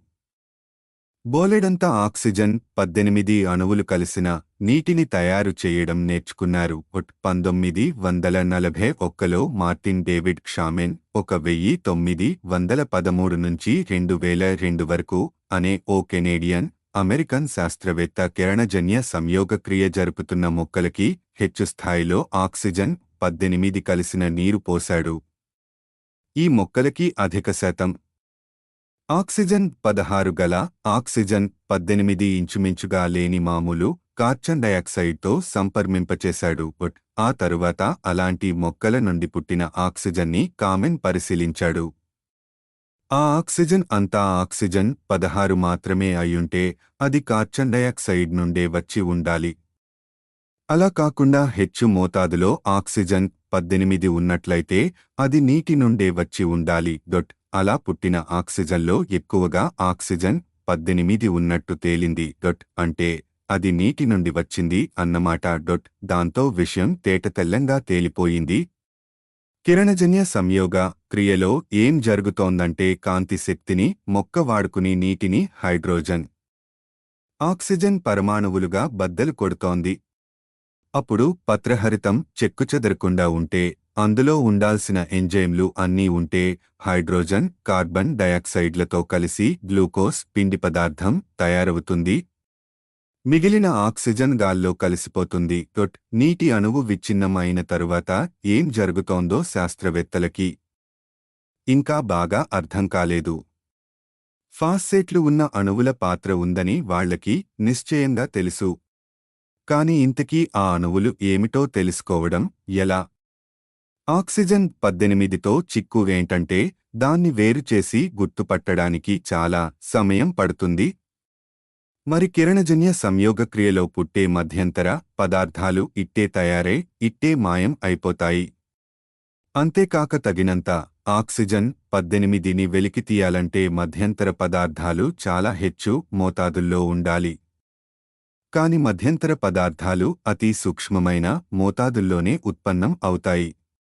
అంటే అతి సూక్ష్మమైన మోతాదుల్లో దొరికే పదార్థాన్ని వేగంగా గుర్తుపట్టగలిగే పద్ధతులు మనకిప్పుడు కావాలి. 1984లో ఫ్రెడరిక్ జోల్యో క్యూరీ 1900 నుంచి 1958 వరకు, అతని భార్య ఐరీన్ 1897 నుంచి 1956 దంపతులు కలిసి రేడియోధార్మిక లక్షణం గల పరమాణువులని తయారు చేయడం ఎలాగో కనుక్కున్నారు. ఇలాంటి పరమాణువులు బద్దలై ఇతర పరమాణువులని, కిరణాలని వెలువరిస్తాయి. ఈ కిరణాలని గుర్తుపట్టడం చాలా తేలిక. అందుకే రేడియోధార్మిక పరమాణువులని అతి సూక్ష్మమైన మోతాడుల్లో కూడా గుర్తించడం తేలిక.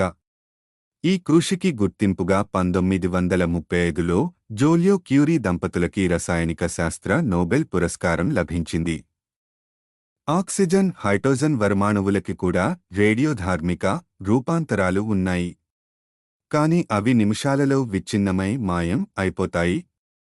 కాబట్టి వాటిని వాడుకుని చేసే ఏ ప్రయోగాన్నైనా తొందరగా చేసి పూర్తి చేసేయాలి. అలాగే కార్చన్కి కూడా కార్చన్ 11 అనే రేడియోధార్మిక రూపాంతరం ఉంది. అది కూడా తొందరగా విచ్ఛిన్నం అయిపోతుంది. కాబట్టి దీన్ని కూడా వాడడం కష్టం. కాని కిరణజన్య సంయోగక్రియలో నీటి అణువుని కాంతి శక్తి ఛేదిస్తుందని కనుక్కున్న కామెన్ 1939లో మరో గొప్ప ఆవిష్కరణ చేశాడు. కార్చన్కి కార్చన్ 14 అనే మరో రేడియోధార్మిక రూపాంతరాన్ని కనుక్కున్నాడు. ఇది ఎంతో మెల్లగా విచ్ఛిన్నం అవుతుంది. ఆ కార్యక్రమం కొన్ని వేల ఏళ్లపాటు సాగుతుంది. జీవరాశుల్లో అత్యంత ప్రధానమైన అణువులు కార్బన్ అణువులే. మరిప్పుడు కార్చన్ 14ని ఉపయోగించి కిరణజన్య సంయోగక్రియలో మధ్యంతర రాశుల ఉత్పత్తి, నాశనాలని పరిశీలించడానికి వీలయ్యింది. ఇది చెయ్యాలంటే శాస్త్రవేత్తలు మొక్కలని వెలుగుతోనూ కార్చన్ 14 పరమాణువులు ఉన్న గాలితోనూ సంపర్మంలో పెట్టాలి. అప్పుడు ఆ మొక్కలని నుజ్జు చేసి అందులో ఏ అణువులలో కార్చన్ 14 పరమాణువులు ఉన్నాయో పరిశీలించాలి. ఆ అణువులు కిరణజన్య సంయోగక్రియ ద్వారా ఉత్పన్నం అయ్యుంటాయి. అయినా అతిసూక్ష్మ మోతాదుల్లో లభ్యమయ్యే పదార్థాల్ని వేరు చెయ్యడం అంత తేలిక కాదు. కాని 1944లో ఆర్చర్ జాన్ పోర్టర్ మార్చిన్ 1910 నుంచి 2002 వరకు, రిచర్డ్ లారెన్స్ మిల్లింగ్డన్ సింట్ 1914 నుంచి 1994 అనే ఇద్దరు బ్రిటిష్ శాస్త్రవేత్తలు ఒక తెలివైన పద్ధతిని కనుక్కున్నారు. ఆ అణుమిశ్రమాన్ని నిలువుగా వేలాడదీసిన ఓ సచ్ఛిద్రమైన కాగితంతో సూక్ష్మమైన కన్నాలున్న బ్లాటింగ్ పేపరులాంటిది పట్టిస్తారు. మిశ్రమం తడిగా ఉంటుంది కాబట్టి అది కాగితంలో పైకి పాకుతుంది. వివిధ అణువులు వివిధ వేగాల్లో పైకి పాకుతాయి. కాసేపు అయ్యాక వివిధ రకాల అణువులు కాగితంలో వేరు వేరు ఎత్తుల్లో ఉంటాయి. ఇప్పుడు వాటిని తేలికగా వేరు చేయొచ్చు. దీనినే పేపర్ క్రోమటోగ్రఫీ అంటారు. ఈ ఆవిష్కరణకి గుర్తింపుగా మార్టిన్ సింజ్లకి 1953లో రసాయనిక శాస్త్రంలో నోబెల్ బహుమతి లభించింది. ఇప్పుడు కిరణజన్య సంయోగక్రియ జరుగుతున్న మొక్కలని కార్చన్ 14 ఉన్న కార్బన్ డయాక్సైడ్తో సంపర్కంలో ఉంచి అలా ఉత్పన్నమైన పదార్థాలని పేపర్ క్రోమటోగ్రఫీతో వేరు చెయ్యొచ్చు.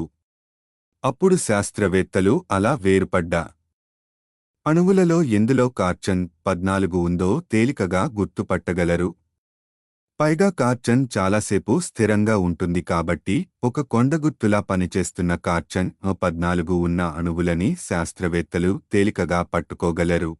మొట్టమొదట్లో ప్రయోగాలన్నీ చాలా బాగా పనిచేశాయి.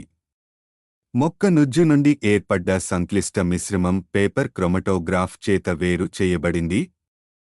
కాని చిక్కు ఏమిటంటే కార్చన్ 14 ఉన్న అణువులు ఎన్నో ఉన్నాయి. వాటిలో ఏది ముందు పుట్టిందో చెప్పడం ఎలా? అప్పుడు మెల్విన్ కాల్విన్ 1911 నుంచి 1997 అనే అమెరికన్ శాస్త్రవేత్తకి ఒక ఉపాయం తట్టింది. అదేంటంటే కిరణజన్య సంయోగక్రియని కొద్ది నిమిషాల పాటు నడిపించి నిలిపేయడం. అలా చేసినప్పుడు కొద్దిపాటి అణువులే ఉత్పన్నం అవుతాయి. అవే తొలి దశలలో పుట్టిన అణువులు. 1948లో కాల్విన్ తన పరిశోధనలు ప్రారంభించాడు. నీటిలో పెరిగే ఏకకణజీవాలని, ఆలే అనే మొక్కలని తన ప్రయోగాల్లో వాడాడు. ఆ ఆల్లేని కాంతితోనూ మామూలు కార్బన్ డయాక్సైడ్తోనూ సంపర్మంలో ఉంచాడు. ఆల్డే చురుకుగా కిరణజన్య సంయోగం చెందడం ఆరంభించగానే వాటిని ఓ సన్నని పొడవైన గాజు నాళం ద్వారా వేడి ఆల్మహాల్లోకి పోనిచ్చాడు. వేడి ఆల్మహాల్లో పడ్డ కణాలు చచ్చిపోతాయి. కణాలు నాళం ద్వారా ప్రయాణిస్తున్న సమయంలో కార్బన్ 14 ఉన్న కార్బన్ డయాక్సైడ్ని కణాలు ఉన్న నీటిలోంచి బుడగలుగా ప్రవేశపెట్టాడు. ఈ ఏర్పాటు వల్ల కణాలకి కేవలం 5 సెకనుల కాలం పాటు మాత్రమే కార్బన్ 14తో సంపర్మం దొరుకుతుంది. వెంటనే అవి అంతమవుతాయి. అలా వచ్చిన ఆల్లేని నుజ్జు చేసి అందులోని అంశాలని పేపర్ క్రామటోగ్రఫీ ద్వారా వేరుచేశాడు. ఇంచుమించు 90% కార్బన్ 14 అంతా ఒకే పదార్థంలో ఉండడం కనిపించింది. పరిశీలించి చూడగా ఆ పదార్థం ఫాస్ఫోగ్లిసరిక్ ఆమ్లం అని తేలింది. ఫాస్ఫోగ్లిసరిక్ ఆమ్లం అణువులో 3 కార్బన్ అణువులు ఉంటాయి. ఆ మూడింటిలో ఏది కార్బన్ 14 అయ్యిందో కూడా కనుక్కోగలిగాడు కాల్విన్. అలా చేయడం వల్ల ఫాస్ఫోగ్లిసరిక్ ఆమ్లం ఎలా ఏర్పడిందో తెలిసింది. ఇదే పంథాలో ఇంకా వివరంగా ప్రయోగాలు చేస్తూ పోగా కిరణజన్య సంయోగక్రియలోని చర్యలు ఎంత సంక్లిష్టమైనవో విశదమయింది. ఈ కృషికి ఫలితంగా 1961లో కాల్విన్కి నోబెల్ బహుమతి దక్కింది. ఆ విధంగా 2 శతాబ్దాల క్రితం మొక్కలు ఆక్సిజన్ని పుట్టిస్తాయి అని ప్రీస్టీ కనుక్కున్న నాటికన్నా ఇప్పుడు మనకి కిరణజన్య సంయోగక్రియ గురించి చాలా తెలుసు. కాని ఇప్పటికీ మనకీ వివరాలన్నీ తెలియవు. పచ్చని మొక్కలు వాటి సంక్లిష్టమైన పత్రహరితాలతో సాధించేదాన్ని ఇంకా సరళంగా కృత్రిమంగా ఎలా సాధించాలో ఇప్పటికీ మనకీ తెలీదు. అదే తెలిస్తే సౌరశక్తిని కార్బన్ డయాక్సైడ్తోనూ నీటితోనూ కలిపి ఆ చర్యతో పెద్ద ఎత్తున చక్కారలు, పిండి పదార్థాలు, రకరకాల ఆహార పదార్థాలు, పప్పుదినుసులు ఉత్పత్తి చెయ్యొచ్చు. అదే సాధ్యమైతే ఇక లోకంలో ఆకలి బాధే ఉండదు. కాని ఆ రోజు రావాలంటే ఇంకా ఎంతో తెలుసుకోవాలి. అధ్యాయం 5 ఆరంభం. అసలు సృష్టిలో మొట్టమొదట కిరణజన్య సంయోగక్రియ ఎలా మొదలయ్యింది? దీనికి సమాధానం శాస్త్రవేత్తలకి తెలీదు. ఎందుకంటే అది జరిగినప్పుడు మనమెవ్వరమూ అక్కడ లేం కదా. కాని అసలు కిరణజన్య సంయోగక్రియ ఎలా ఆరంభమైందో కొంతవరకు తర్కించవచ్చు. ఇంచుమించు 450 కోట్ల ఏళ్ల క్రితం భూమి ఆవిర్భవించినప్పుడు భూమి మీద జీవం ఉండేది కాదు. అంటే గాలిలో ఆక్సిజన్ ఉండేది కాదన్నమాట. ఆక్సిజన్ చాలా సక్రియమైన పదార్థం. అది తేలికగా ఎన్నో రకాల ఇతర పరమాణువులతో కలుస్తుంది. తటాలున భూమి మీద జీవం అంతా మాయమైతే గాలిలోని ఆక్సిజన్ అంతా మెల్లమెల్లగా మట్టిలోని వివిధ అణువులతో కలిసి క్రమంగా మాయమైపోతుంది. ప్రస్తుతం వాతావరణంలో ఆక్సిజన్ ఉండడానికి కారణం కిరణజన్య సంయోగక్రియ వల్ల నీటి నుండి ఆక్సిజన్ వేరుపడుతూ ఉండడమే. ఆదిలో భూమి మీద కిరణజన్య సంయోగక్రియ లేదు కాబట్టి ఆక్సిజన్ ఉండేది కాదు. భూమికి చేరువగా ఉన్న గ్రహాలు మార్స్, అంగారక గ్రహం, వీనస్, శుక్ర గ్రహం. ఈ 2 గ్రహాలలోని వాతావరణం ఉందిగాని జీవం లేదు. అందువల్ల ఆ వాతావరణాలలో నైట్రోజన్, కార్బన్ డయాక్సైడ్లు ఉన్నాయి కాని ఆక్సిజన్ లేదు.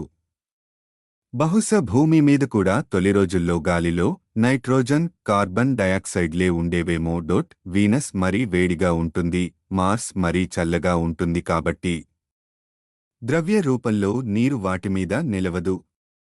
అలా కాకుండా భూమి మీద ఉష్ణోగ్రత మధ్యస్థంగా ఉంటుంది కాబట్టి ఇక్కడ సువిస్తార సముద్రాలు ఉన్నాయి. తేడా అంతా అక్కడే వస్తోంది.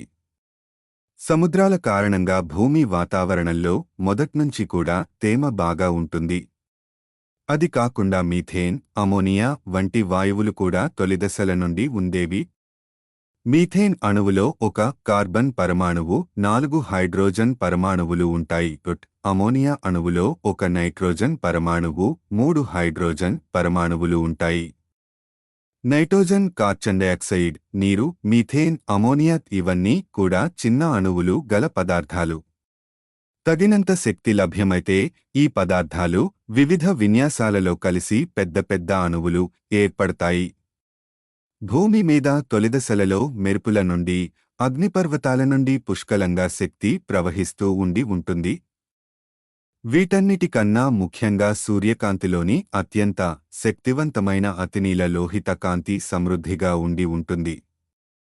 ఈ కాంతి మన కళ్ళకి కనిపించకపోయినా ఒంటిమీద ఎండ పడినప్పుడు ఈ కాంతి కారణంగానే ఒళ్ళు చురుక్కుమంటుంది. 1952లో స్టాన్లీ లాయిడ్ మిల్లర్ 1930 నుంచి 2007 వరకు అనే అమెరికన్ శాస్త్రవేత్త భూమి మీద తొలి వాతావరణంలో ఉండే కొన్ని సరళ వాయువుల మిశ్రమాన్ని తీసుకుని అందులోకి విద్యుత్ చురకల ఎలక్ట్రిక్ స్పార్క్స్ రూపంలో శక్తిని ప్రవేశపెట్టాడు.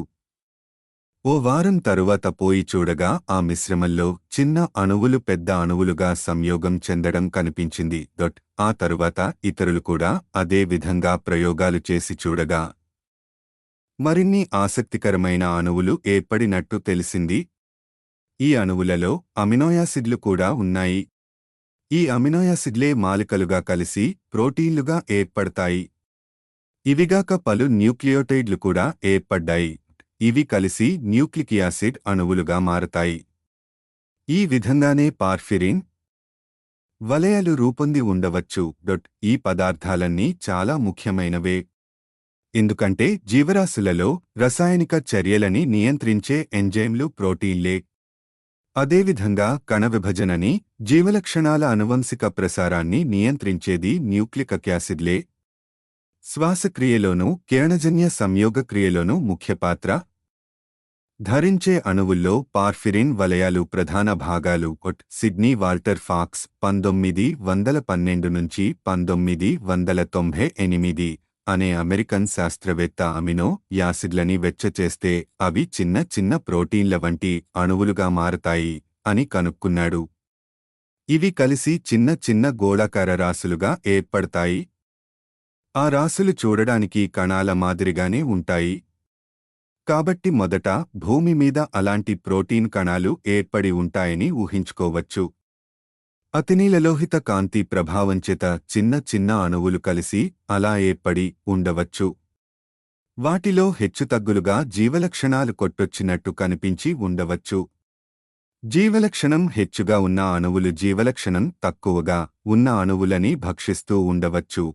అలాంటి ప్రోటీన్ కణాలు మరీ సరళంగా ఉండడం వల్ల అవి తీరుగా విభజితమై వృద్ధి చెందలేకపోయి ఉండవచ్చు. అదేవిధంగా కొన్ని న్యూక్లిక్ యాసిడ్లు కూడా తీరుగా విభజితమైన ఎంజైమ్ల లేమి కారణం వల్ల అంతకన్నా ఏమీ చేయలేకపోయి ఉండవచ్చు. ఏదో ఒక దశలో ఈ ప్రోటీన్ కణాలు న్యూక్లిక్ యాసిడ్ కణాలు కలిసి ఉండవచ్చు. అలా ఏర్పడ్డ కొత్త కణాలు మరింత సమర్థవంతంగా తయారే ఉండవచ్చు. విభజన తదితర క్రియలన్నీ ఆ కణాలు సమర్థవంతంగా నిర్వహిస్తూ ఉండవచ్చు. ఈ కణాలు ఇంచుమించు 350 కోట్ల ఏళ్ల క్రితం పుట్టి ఉండవచ్చు. వీటినే ప్రోకార్యోట్లు అంటారు. ఇప్పటికీ ఇంకా సజీవంగా ఉన్న బాక్టీరియాకి ఇవి పూర్వీకులు. కానీ మొట్టమొదటి ప్రోకార్యోట్లు నేడు మనం చూస్తున్న ఆధునిక బాక్టీరియాల కన్నా చాలా సరళంగా ఉండేవేమో. వాతావరణం వేగంగా మారిపోతూ ఉండింది. సూర్యుడి నుండి వచ్చే అతినీల లోహిత కాంతి వాతావరణంలో పైపొరల్లో ఉండే నీటి ఆవిరి కణాలని ఆక్సిజన్, హైడ్రోజన్లుగా ఛేదిస్తూ ఉంటుంది. హైడ్రోజన్ పరమాణువులు మరీ చిన్నవి, తేలికైనవి కాబట్టి భూమి గురుత్వాకర్షణ వాటిని కిందకి లాగలేకపోవడం వల్ల అవి అంతరిక్షంలోకి ఎగిరిపోతాయి. ఇక గాలి పైపొరల్లో ఆక్సిజన్ పరమాణువులు మిగిలాయి. శక్తిమంతమైన అతినీల లోహిత కాంతి ప్రభావం వల్ల ఈ పరమాణువులు శక్తిమంతమైన 3 పరమాణువులు గల సంయోగంగా మారతాయి. మామూలు ఆక్సిజన్లో ఉండే 2 పరమాణువులకి బదులు ఈ కొత్త సంయోగంలో 3 పరమాణువులు ఉంటాయి. దీనినే ఓజోన్ అంటారు. మామూలు ఆక్సిజన్ అయితే అతినీల లోహిత కాంతిని వాతావరణంలోంచి ప్రవేశించనిస్తుంది. కాని ఓజోన్ అలా ప్రవేశాన్నివ్వదు. అంటే గాలి పైపొరల్లో ఓజోన్ పొర వృద్ధి చెందుతున్న కొద్దీ ఇంకా తక్కువ అతినీల లోహిత కాంతి భూమికి చేరుతుంది. చిన్న అణువులు తక్కువ మోతాదుల్లో ఏర్చడసాగాయి. జీవకణాలకి తగినంత ఆహారం దొరక్క నాశనం కాసాగాయి. కాని పార్థిరిన్ వలయం ఉన్న సంయోగాలు ఏర్పడి రాసులుగా సాగాయి. ఓజోన్ పొరలోంచి ప్రవేశించగలిగే మామూలు దృశ్యకాంతిలోని శక్తిని ఇవి సునాయాసంగా గ్రహించగలిగేవి. మొదట్లో పార్థిరిన్ వలయాలు కాంతిని కాస్త అసమర్థంగా వాడుకునేవి. కాని కాలక్రమేణా అవి కాంతిని మరింత సమర్థంగా వాడుకోవడం ప్రారంభించాయి. ఆహార వనరులని పోగుచేసుకుని వృద్ధి చెందాయి. అలా కొన్ని లక్షల ఏళ్లు గడిచాక దృశ్య కాంతిలోని శక్తిని మరింత సమర్థంగా వినియోగించుకోసాగాయి. క్రమంగా పార్ఫిరిన్ కణాలు పత్రహరితానికి చాలా సన్నిహితంగా ఉండే అణువులని నిర్మించసాగాయి. అవి కోరోష్లాస్ట్లని పోలిన అంశాలుగా రూపుదిద్దుకోసాగాయి. ఇప్పటికీ బాక్టీరియాల లాంటి కొన్ని చిన్న కణాలు ఉన్నాయి. ఇవి క్లోరోప్లాస్ట్ల కన్నా అంత పెద్దవేమీ కావు. వీటినే సైనో బాక్టీరియా అంటారు. ఇవి ప్రోకార్యోట్ల ద్వితీయ రూపం. ఈ క్లోరోప్లాస్ట్లు నీటి అణువులని విచ్ఛిన్నం చేసి హైడ్రోజన్ అణువులని దాని నుండి ఆహారాన్ని పుట్టిస్తాయి. ఆక్సిజన్ పరమాణువులు గాల్లో కలిసి అక్కడ పోగవసాగాయి. మొట్టమొదటి జీవరాశులు ఈ సక్రియమైన ఆక్సిజన్ అణువుల ధాటికి తట్టుకోలేక నాశనమయ్యాయి. మెల్లగా పార్ఫిరిన్ అణువులు కొన్ని ఎంజైమ్లని తయారుచేశాయి. ఈ ఎంజైమ్లు ఆక్సిజన్ని కార్బన్, హైడ్రోజన్లతో కలిపి శక్తిని వెలికి తీయగలిగాయి. ఇవి ఆధునిక మైటోకాండ్రియాకి పూర్వీకులు అనుకోవచ్చు. ఇవి కూడా మరో జాతి ప్రోకార్యోట్లే. 200 కోట్ల ఏళ్లపాటు ఒక్క ప్రోకార్యోట్లే భూమి మీద అనన్య జీవరాశులుగా నిలిచాయి. మెల్లమెల్లగా ఈ ప్రోకార్యోట్లు కలిసి మరింత పెద్ద సంక్షిష్టమైన కణాలుగా మారాయి. న్యూక్లిక్ యాసిడ్లు, ప్రోటీన్లు ఉన్న కణాలు క్లోరోష్లాస్ట్లతోనూ మైటోకాండ్రియాతోనూ కలిసి ఆధునిక వృక్ష కణాలని పోలిన కణాలు నిర్మించబడ్డాయి. కొన్ని మైటోకాండ్రియాతో మాత్రమే కలిసి జంతు కణాలని పుట్టించాయి. ఈ 2 జాతులని యూకార్యోట్లు అంటారు. గత 3 కోట్ల ఏళ్లలో జీవరాశులన్నిటిలో యూకార్యోట్లే ప్రధాన పాత్ర వహిస్తూ వచ్చాయి. 80 కోట్ల ఏళ్ల క్రితం నుండి ఈ కణాలు కలిసి బహుళ కణాలు గల మొక్కలుగా, జంతువులుగా మారాయి. వీటినే బహుళ కణజీవులు అంటారు. ప్రస్తుతం ప్రపంచం బహుళ కణాలు గల మొక్కలతో, జంతువులతో నిండిపోయింది. చెట్లు, చేపలు, మనుషులు, సీతాకోక చిలుకలు ఇలా నానా రకాల వృక్ష జంతురాశులతో కిటకిటలాడుతోంది. ఒకే కణం గల మొక్కలు, జంతువులు ఇంకా ఉన్నాయి. ఆక్సిజన్ సమక్షంలో బతకలేని బాక్టీరియాలు ఇంకా ఉన్నాయి. వాటి కణాలలో మైటోకాండ్రియాలో ఎప్పుడూ జతపడలేదన్నమాట. ఆక్సిజన్ మీద ఆధారపడని బాక్టీరియాలు, వాటిని తిని బతికే ఇతర జీవాలు మినహాయిస్తే తదితర జీవజాతులన్నీ ప్రత్యక్షంగానో పరోక్షంగానో కిరణజన్య సంయోగక్రియ మీద ఆధారపడేవే. కిరణజన్య సంయోగక్రియ లేకపోయుంటే ఈ భూమి ప్రాథమిక జీవరాశులు మాత్రమే ఉండే ఆదిమ యుగం దగ్గరే ఆగిపోయి ఉండేది. అందుకే నేటి పర్యావరణ శాస్త్రవేత్తలు పచ్చని బయళ్లని, అడవులని సంరక్షించమని ఘోషిస్తూ ఉన్నారు. జీవదాయక సూర్యరళ్లి నేలకి చేరకుండా అడ్డుపడే వాతావరణ కాలుష్యాన్ని అరికట్టమని పోరు పెడుతూ ఉన్నారు. శాస్త్రవేత్తలు ఇలాగే ప్రశ్నిస్తూ ఆ ప్రశ్నలకి సమాధానాల కోసం అన్వేషిస్తూ ఉండాలి. అలా చేస్తూ పోతే క్రమంగా భూమి మీద కిరణజన్య సంయోగక్రియ అనే చక్కని, పచ్చని కథలో కొత్త అధ్యాయాలు తెరుచుకుంటాయి.